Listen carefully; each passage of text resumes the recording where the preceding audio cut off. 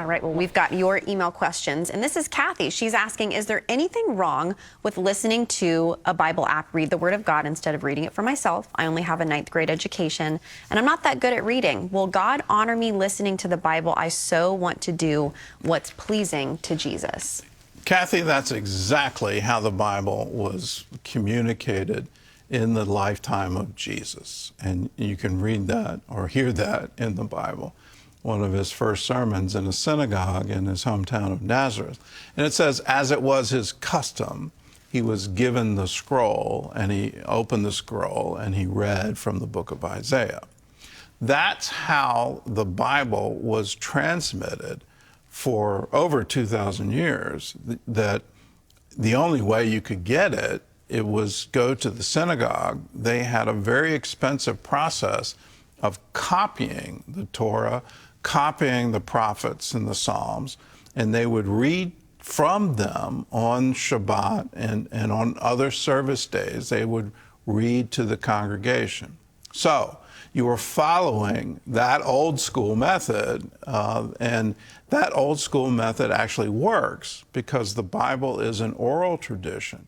The letters of the Apostle Paul weren't copied. Printing wasn't invented. They were read to the churches. That was the intent. You're going to have a reader stand up and read these to the congregation.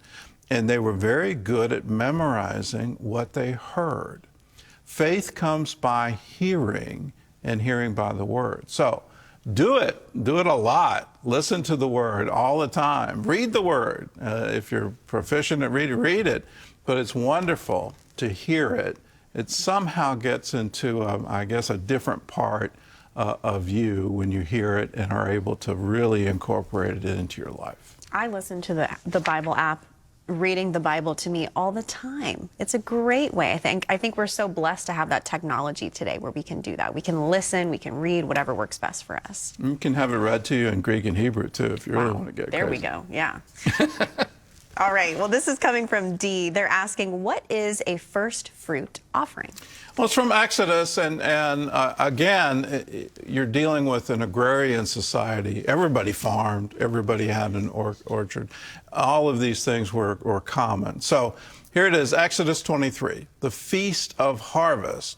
The first fruits of your labor which you have sown in the field, and the feast of ingathering at the end of the year, when you have gathered in the fruit of your labors from the field.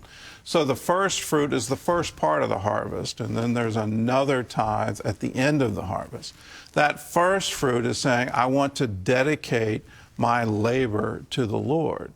So in our modern times, when you get a specific new thing happening or a new source of income happening, I encourage you to look at that as a fruit, and so offer that first fruit to the Lord and just see what happens to you. When you honor Him with your tithes and your offerings, that's what offerings is about.